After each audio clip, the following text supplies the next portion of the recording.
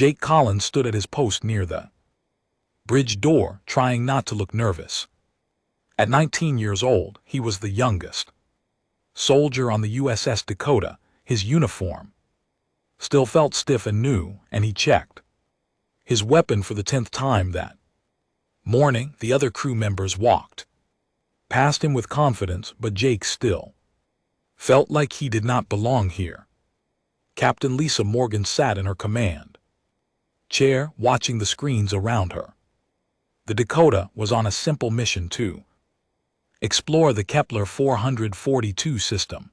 They were looking for new planets that humans could live on someday. It was supposed to be a quiet trip with no danger. "Captain, I'm getting something strange on the sensors," said Ryan Bell from his station. He was the ship's communications officer, and he looked worried. Captain Morgan turned her chair toward him. "What kind of strange, Ryan?"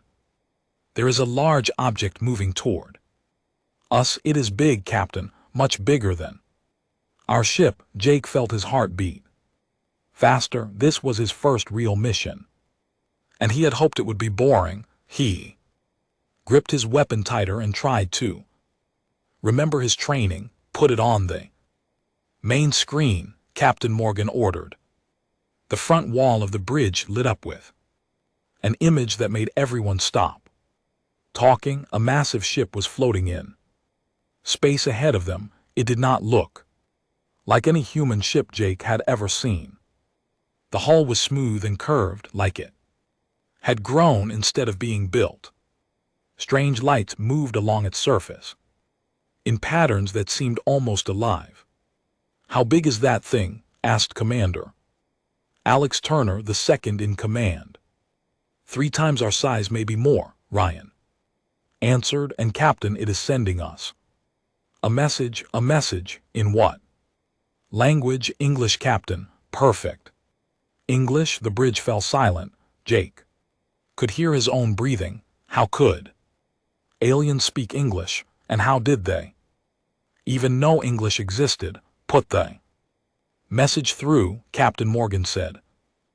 Voice filled the bridge. It was clearly female, but there was something different about it. The words were perfect, but the tone was unlike any human voice Jake had ever heard. "Human vessel Dakota, this is Queen Vexithura of the Zaffiran Royal Fleet. We wish to speak with your leader. Please prepare to receive our diplomatic party." Captain Morgan looked around the bridge. Everyone was staring at her, waiting for orders. Jake tried to stand straighter, even though his legs felt weak. "This is Captain Lisa Morgan of the USS Dakota, Queen Vexithara. We welcome peaceful contact. How would you like to proceed? We will send a holographic projection to your ship. Please gather your senior officers in your meeting room. We have much to discuss." The message ended and the bridge was quiet again. Jake watched Captain Morgan think for a moment before she started giving orders. "Alex, get Dr. Carter and Maria Santos to the conference room. Brian, you come too. We need our best people for this." "What about security, Captain?" asked Maria Santos, the security chief. She had just arrived on the bridge after hearing the alert. "Standard protocol, but let's not look hostile. This could be the most important day in human history."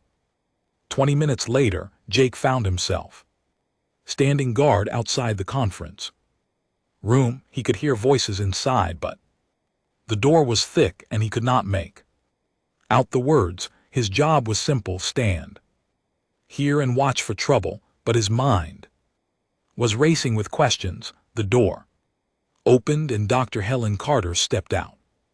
She was the ship's expert on alien life, though she had never actually met any aliens before today. She looked excited and nervous at the same time. "Jake, the captain wants you inside," she said. "Me? Why would she want me? I do not. No, but she asked for you. Specifically, Jake followed Dr. Carter back into the room. The other officers were sitting around a large table, but they were all looking at something else. In the center of the room stood a figure that made Jake's breath catch in his throat. The alien was tall and elegant, almost human in shape, but clearly different. Her skin was a deep blue color that seemed to shine with its own light. She had 4 arms instead of 2, and strange markings on her face that changed color as Jake watched. Her eyes were large and intelligent, and they seemed to look right through him.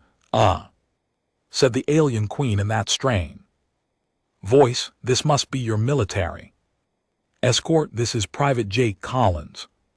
Captain Morgan said he is part of our security team." Queen Vexathara turned her full attention to Jake. He felt like she was studying every detail about him.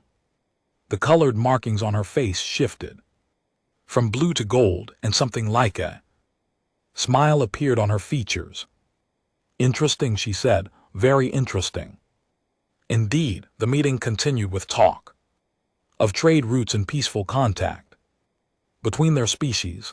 Jake tried to pay attention, but he kept noticing that the Queen's eyes returned to him again and again. It made him uncomfortable, but he tried not to show it. Finally, after what felt like hours, Queen Vexthar stood up. Her forearms moved in a graceful gesture that might have been a bow. "Captain Morgan, this has been most educational. Your species shows great promise." "Thank you, Your Majesty. We hope this is the beginning of a long friendship between our peoples." The Queen nodded, but then she turned to look directly at Jake again. Her markings shifted to a bright gold color, and she raised one of her arms to point at him. "That human will be mine," she said clearly. The room went dead silent. Jake felt the blood drain from his face. Captain Morgan stood up slowly, her expression careful and controlled. "I am sorry, Your Majesty, but I think there has been a misunderstanding. Private Collins is not property. Humans are not owned by other humans or aliens." Queen Vexathara's markings shifted to a deeper gold, and her smile grew wider.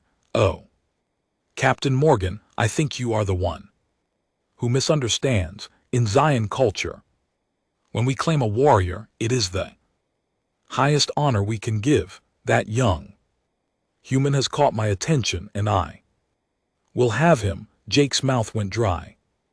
He wanted to say something, but no words would come out.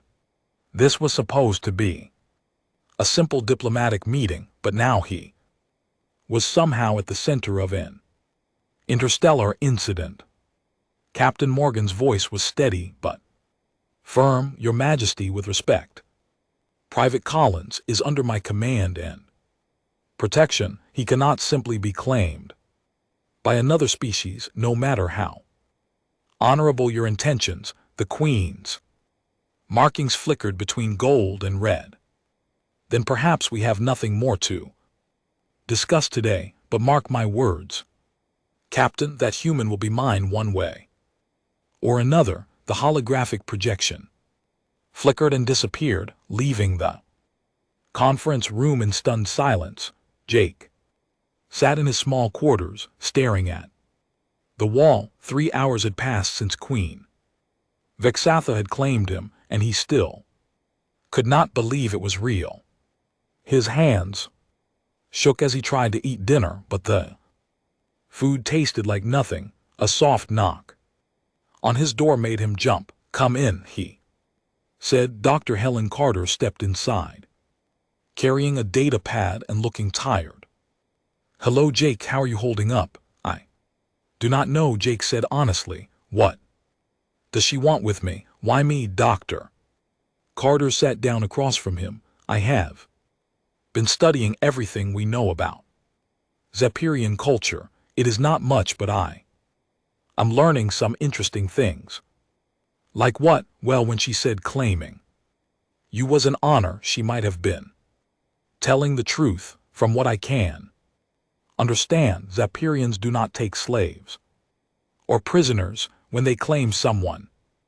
It means they see great potential in that person. Jake felt a little better, but not much. So what happens now?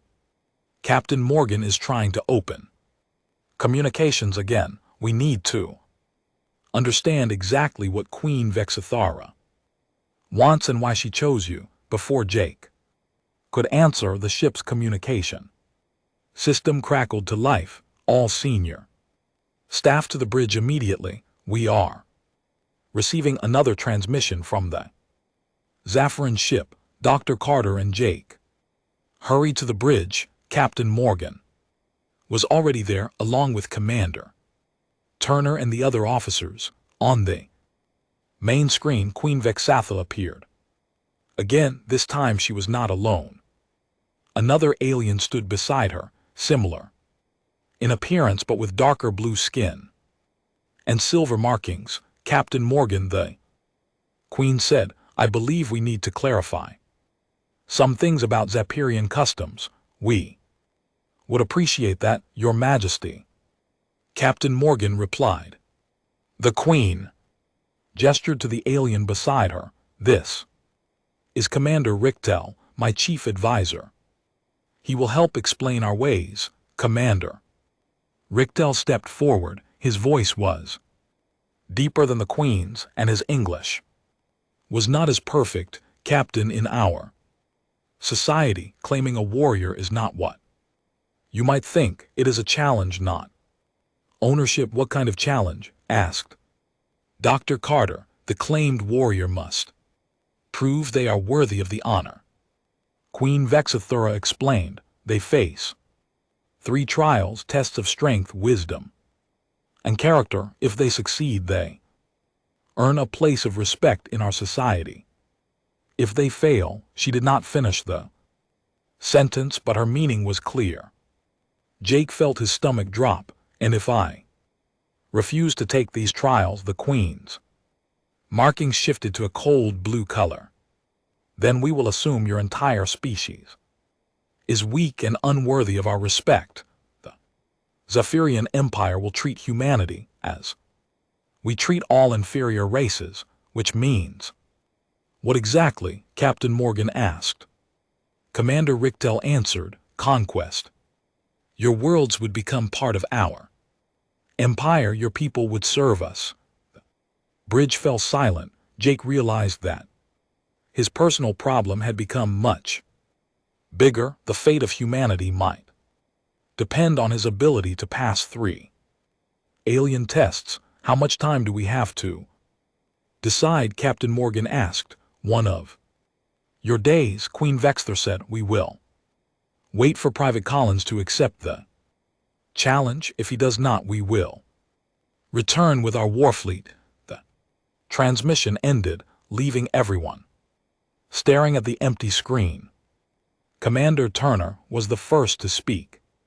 We need to contact Earth Command immediately. This is bigger than our mission. Already done, Captain Morgan said, but it will take hours for a message to reach Earth and hours more for a reply. We might have to make this decision on our own. Jake felt everyone looking at him. The weight of their stares was almost unbearable. Captain, what do you think I should do? Captain Morgan sat down heavily in her chair. And GT, Jake, I cannot order you to risk your life for humanity. And GT, but I also cannot order you not to try. This has to be your choice. What do we know about these trials? Jake asked Dr. Carter. Not much, she admitted, but from what Commander Richtel said, they test different aspects of a person. Strength could mean physical combat. Wisdom might be puzzles or strategic thinking. Character, she shrugged, that could be anything. Jake spent the next few hours in the ship's small library reading everything they had about alien cultures and combat techniques he practiced in the gym, trying to prepare his body for unknown challenges. But mostly, he thought about his family back on Earth. His parents had been proud when he joined the space service, even though it meant he might be gone for years. He thought about his little sister who always said she wanted to be just like him when she grew up. Most of all, he thought about what it meant to be human. Captain Morgan had said humans were not property, and she was right, but maybe there was more to it than that. Maybe being human meant standing up when others could not. Maybe it meant taking risks to protect people you cared about. Late that night, Jake made his decision. The next morning, he stood on the bridge. In his best uniform, Captain Morgan had called the senior staff together, and everyone was waiting to hear what he would say. Captain, Jake said, his voice steadier than he felt. I want to accept Queen Vex's challenge, Jake. Are you sure? Dr. Carter asked. We do not know what these trials involve. They could be deadly. I know, Jake said. But if I do not try, then humanity loses anyway. At least this way we have a chance. Captain Morgan nodded slowly. Very well. Ryan opened a channel to the Zephyrian ship. Queen Vexler appeared on the screen, and her markings immediately shifted to bright gold when she saw Jake standing at attention. Your Majesty, Jake said before anyone else could speak, I accept your challenge. I will take your 3 trials. The Queen's smile was unlike anything Jake had ever seen. It was fierce and proud and somehow approving. All at once. Excellent, she said. You show courage, young human. That is good. You will need it. When do we begin? Jake asked immediately. You will come aboard our ship, Captain Morgan. You may send 1 observer to witness the trials.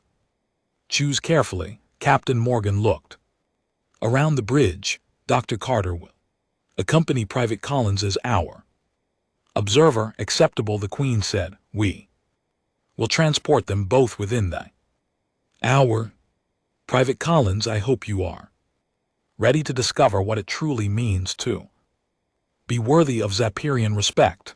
The transmission ended, and Jake felt his heart pounding. In 1 hour he would be on an alien ship facing tests that could determine the future of humanity. He was terrified, but he was also determined. Dr. Carter put a hand on his shoulder. Jake, whatever happens over there, remember that you represent all of us. But more than that, you represent the best of what it means to be human. What if I am not good enough? Jake asked quietly. Then we will face whatever comes next together, Captain Morgan said. But I have a feeling you are going to surprise everyone, including yourself. Jake nodded and tried to believe her. In less than an hour he would find out if being human was enough to earn the respect of an alien empire. The thought scared him, but it also filled him with a strange kind of excitement. Whatever these trials were, he would face them with everything he had for humanity, for his shipmates, and for himself. The transport beam felt like being pulled apart and put back together. Jake found himself standing in a large room with walls that seemed to pulse with their own light. The air tasted different here, cleaner somehow, and he could feel that the gravity was stronger than on the Dakota. Dr. Carter materialized beside him, looking dizzy. That was not like any teleporter I have read about, she said quietly. Queen Vexusa stood waiting for them, along with Commander Rixtel and several others, Zephyrians, up close.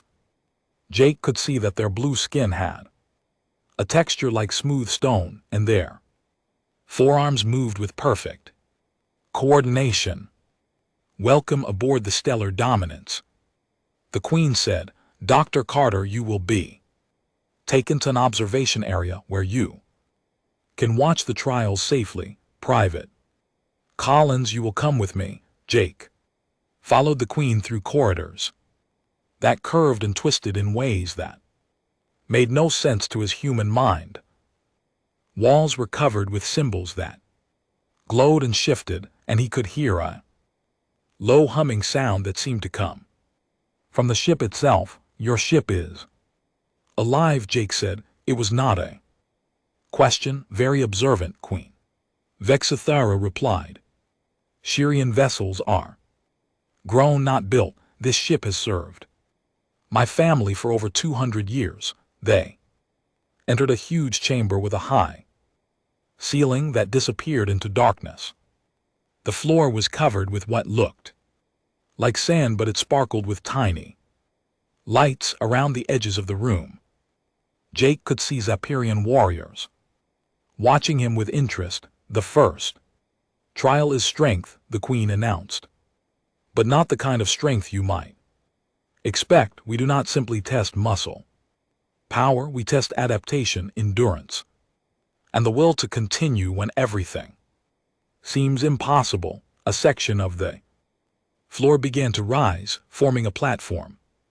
In the center of the room, on the platform, stood three shapes that Jake realized were robots, but they looked nothing like human machines.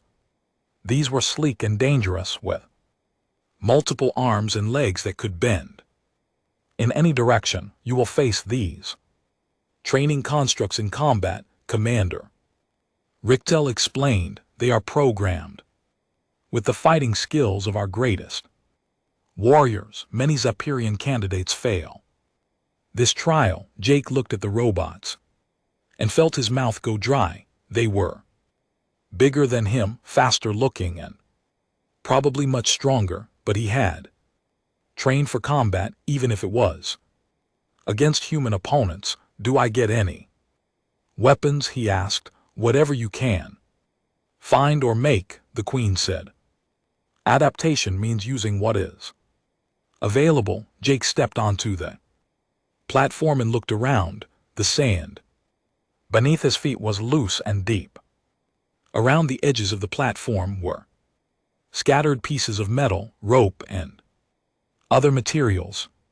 It was like a junkyard, but he suspected everything here was placed for a reason. The first robot activated and moved toward him with fluid grace. Jake had never seen anything move like that. It seemed to flow rather than walk, and its multiple arms waved in patterns that made him dizzy to watch. Jake dove to the side as the robot attacked, its arm passing through the space where his head had been. He rolled across the sand and grabbed a piece of metal pipe. It was lighter than he expected, but felt solid.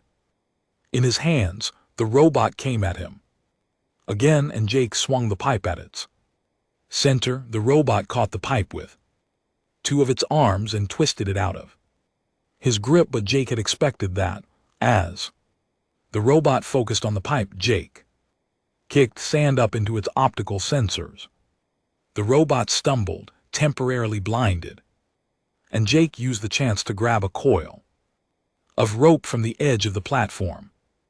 He had an idea, but it was crazy enough that it might work. As the robot cleared its sensors and came after him again, Jake ran, but he was not running away.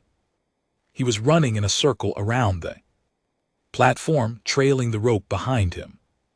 The robot followed, moving faster than Jake could run, but that was what he wanted. When the robot got close enough, Jake suddenly changed direction and dove between its legs. The rope, which he had been laying in a wide circle, pulled tight around the robot's multiple limbs. The machine crashed to the sand, tangled and struggling. Jake did not stop to celebrate. The second robot was already Moving toward him, this one was different. It had learned from watching the first fight and it moved more. Carefully, Jake tried the sand trick again, but the robot had protective covers over its sensors. He tried to tangle it with rope, but it cut through the rope with sharp claws that extended from its hands. Jake was running out of ideas and getting tired. The stronger gravity was making his muscles ache, and the robot seemed to have unlimited energy. He needed to think like a human, not like a Zephyrian.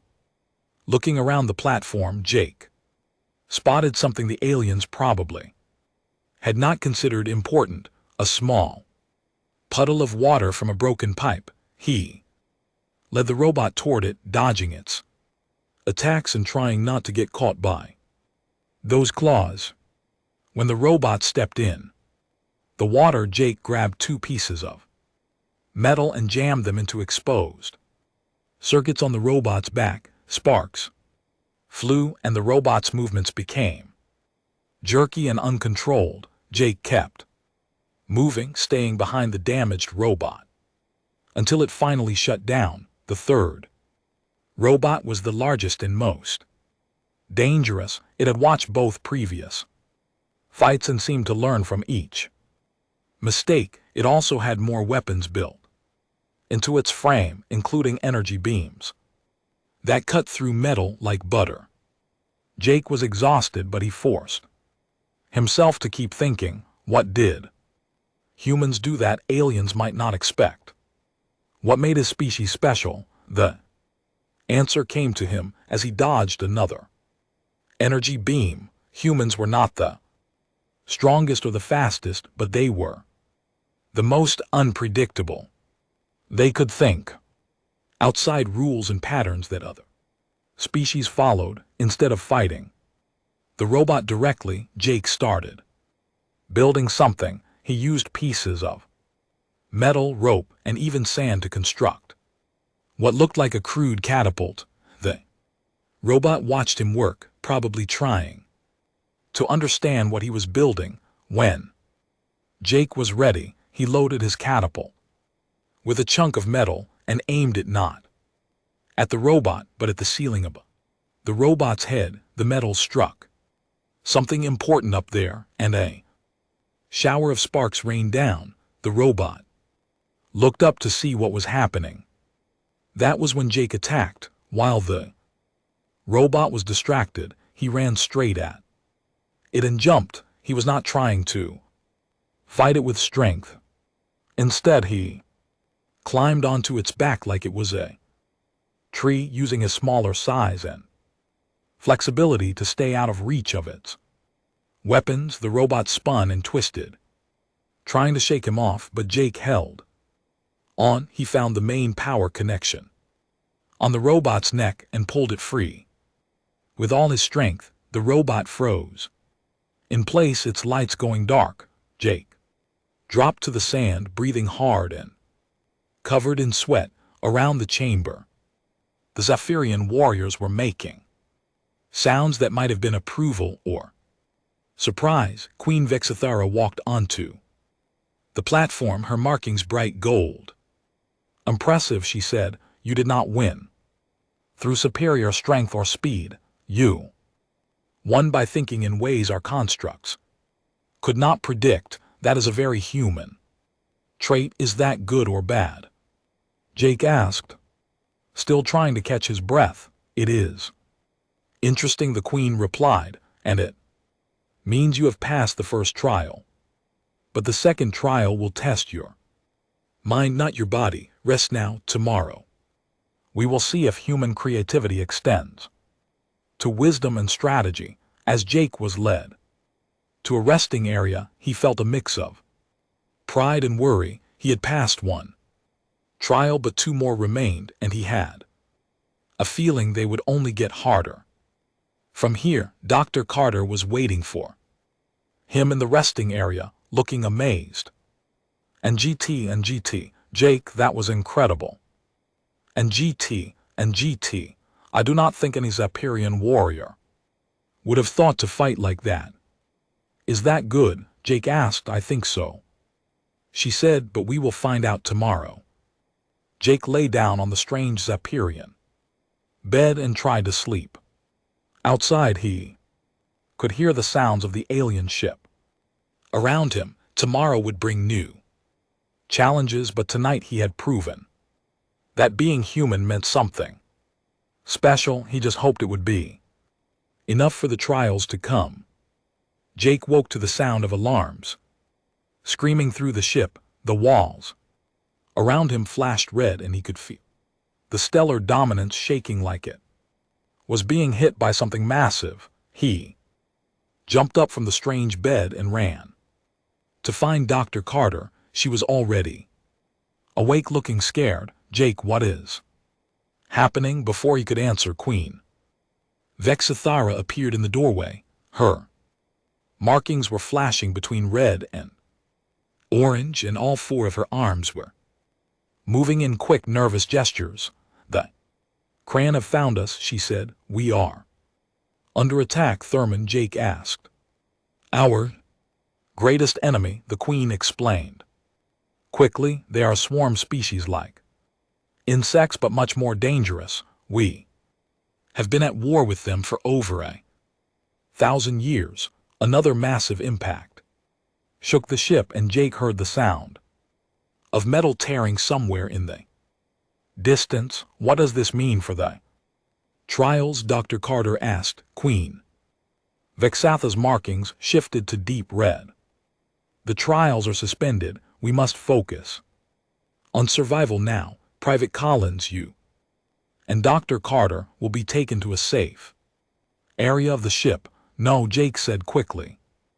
If this ship is in danger, I want to help fight. The Queen stared at him. You would fight for us, even though we are holding you prisoner. You are not holding me prisoner, Jake said. I chose to take your trials. And if your ship is destroyed, the trials do not matter.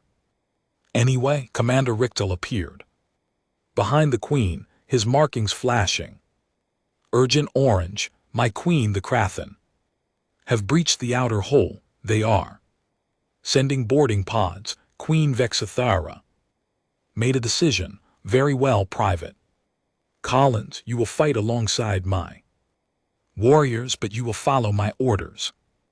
Exactly. The Kranon are not like your training robots. They will kill you. Without hesitation, Jake nodded. Just tell me what to do. The Queen led him through corridors filled with running Zaphiran warriors. Everyone was moving with purpose, but Jake could see fear in their large eyes. Whatever these Krathen were, even the advanced Zaphirians were scared of them. They reached an armory where Zaphiran warriors were gathering weapons.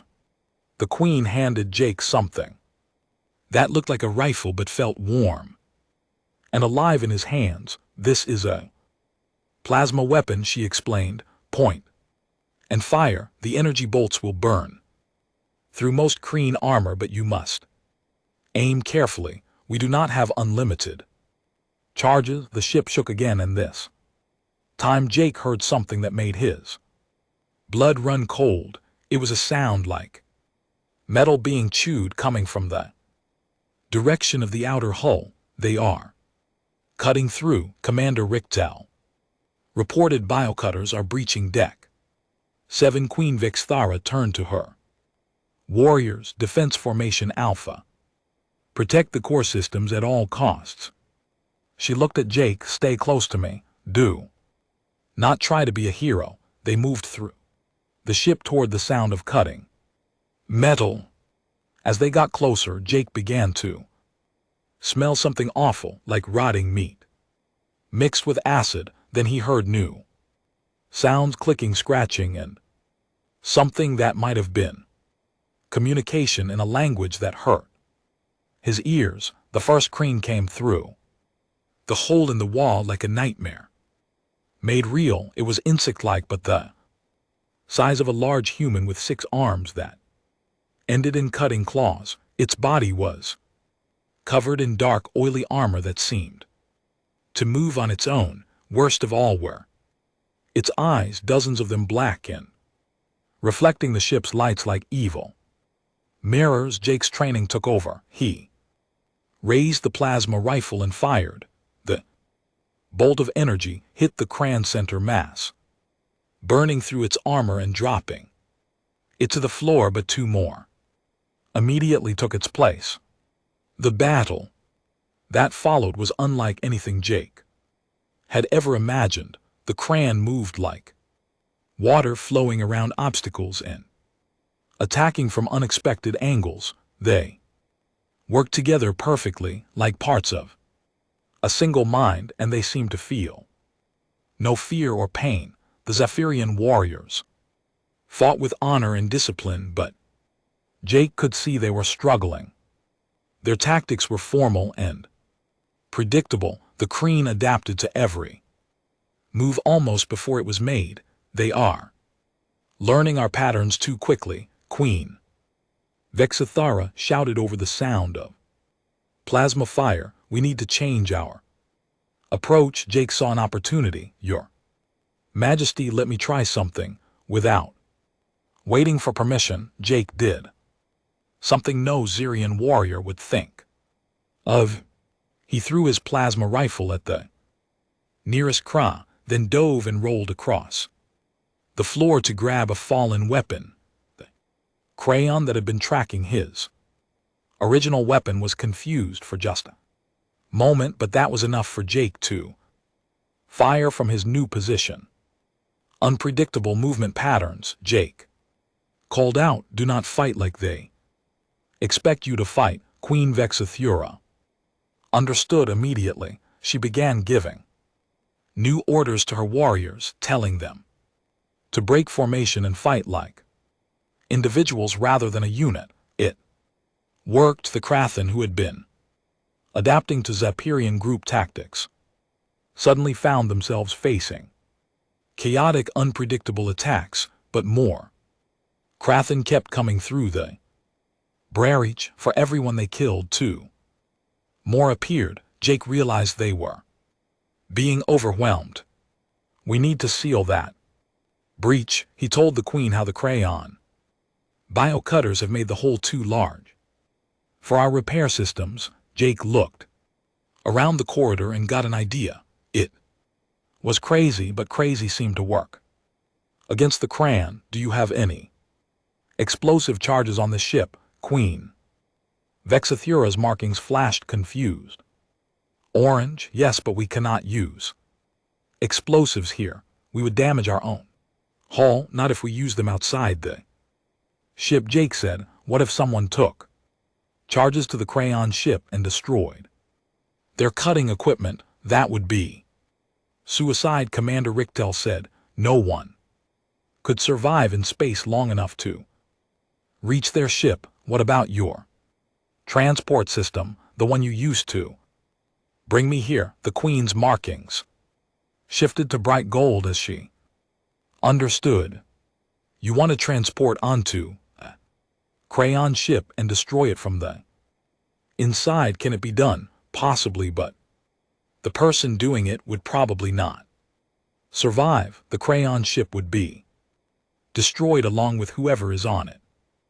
Jake took a deep breath. "Then we better make sure someone expendable does it."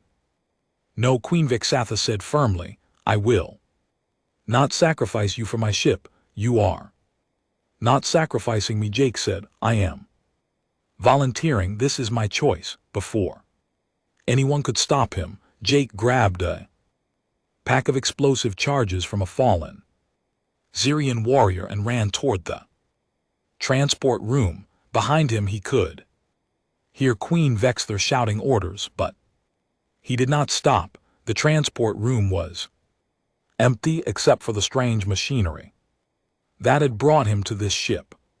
Jake had watched the technicians operate it, and he thought he understood the basic controls. He hoped he was right. Queen Vexthura burst into the room just as Jake was setting the coordinates for the Craven ship. "Private Collins, stop She ordered, "I command you to stop." Jake looked at her and smiled. "Your Majesty, with respect, I do not take orders from you. I am still a human soldier, and this is what human soldiers do." He activated the transport before she could reach him. The sensation of being pulled apart was worse this time, maybe because he was transporting to a ship that was not designed for Zahirian technology. When he materialized, he was inside a nightmare. The Kreen ship was dark and wet, with walls that pulsed like they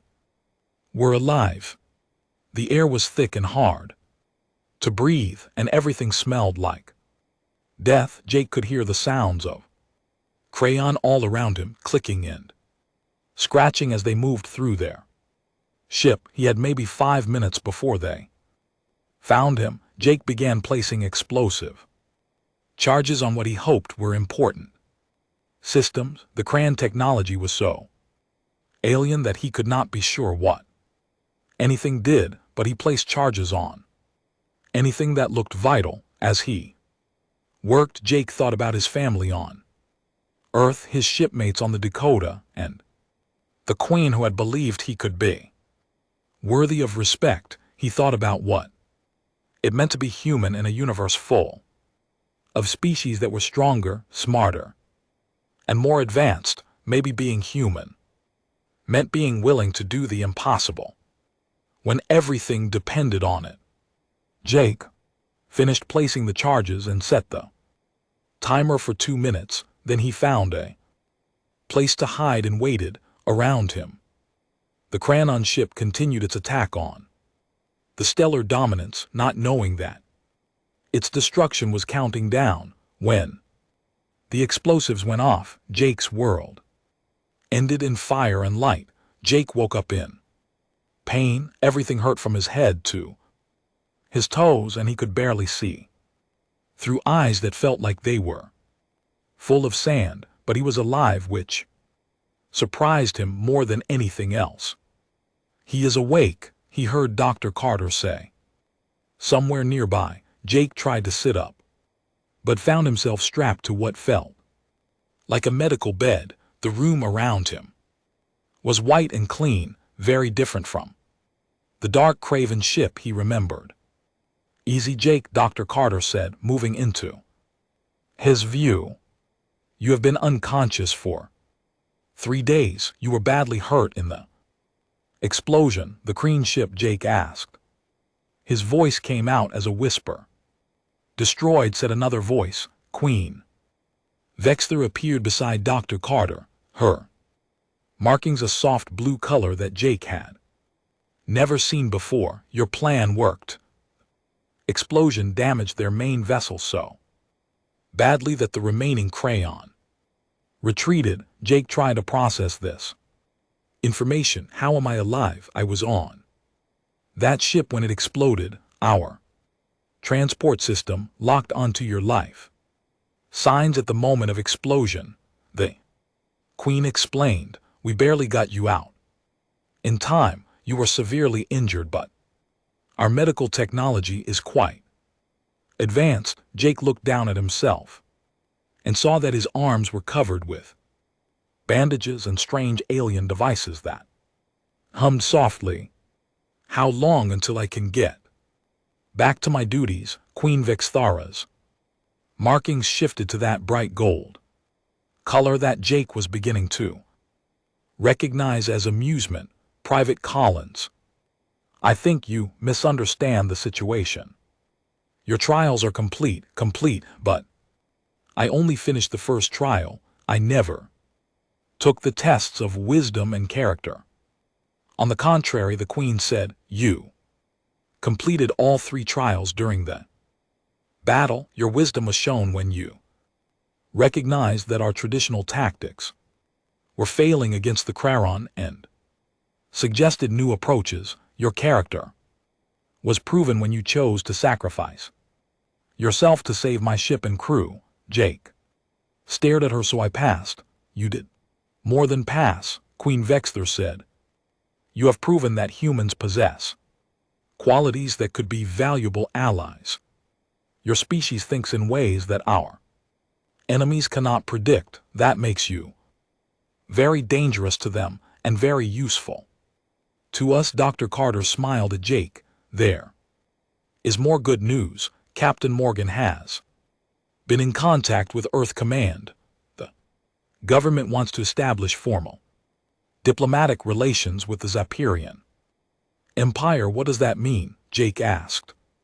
Queen Vexus Thera sat down in a chair next to his bed. "It means that instead of claiming one human warrior, I propose a partnership between our species. We will share technology and military techniques. Your people will learn from our science and we will learn from your creativity." Jake felt a weight lifting from his shoulders. "So humanity is safe, more than safe," the Queen said. "Respected, you have shown us that being different is not the same as being weak. Your species may not be as strong as ours physically, but your minds work in ways that could give us great advantages against enemies like the Kreen." Commander Ricktail entered the medical bay, his markings a respectful silver color. "My Queen, the human vessel Dakota is requesting permission to dock. Captain Morgan wishes to see Private Collins." "Of course," Queen Vexter said.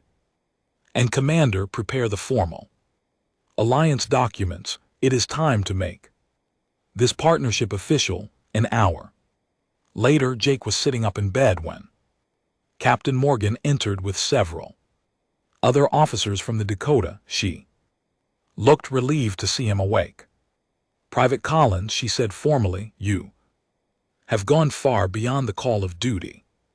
Your actions have not only saved the lives of our alien hosts but have opened the door to an alliance that could benefit all of humanity." "I just did what seemed right," Captain Jake said. "That is exactly what makes humans special," Queen Vexthera said, entering behind the human officers. "You did not follow rules or protocols. You saw what needed to be done and you did it, even at great personal risk." Captain Morgan turned to the Queen. "Your Majesty, Earth Command has authorized me to begin formal alliance negotiations. We are honored by your offer of partnership." "The honor is mutual, Captain Morgan, but I have one request regarding these negotiations." "What is that?" Queen Vexra looked at Jake. "I want Private Collins to serve as a cultural liaison between our species. He understands both human nature and Zahirian values. He would be invaluable in helping our peoples work together." Jake felt his heart race. "You want me to stay here on your ship for a time?" "Yes, you would help train my warriors in human tactical thinking while learning our ways. Eventually you could return to your own people to teach them what you have learned. It would be a great honor for both of us." Jake looked at Captain Morgan. "What do you think, Captain?" "I think it is an opportunity that may never come again," she said, "but the choice is yours, Jake. You have earned the right to decide your own path." Jake thought about everything that had happened. A week ago he had been the youngest, most inexperienced soldier on the Dakota.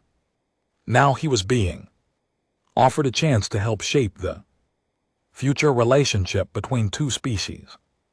"I accept," he said, "but I want to make sure I can visit Earth sometimes. I have family there." Queen Vexthra's markings shifted to warm gold. "Of course, the alliance will include regular communication and travel between our worlds. Your family will always be welcome aboard Zephyrian ships." Dr.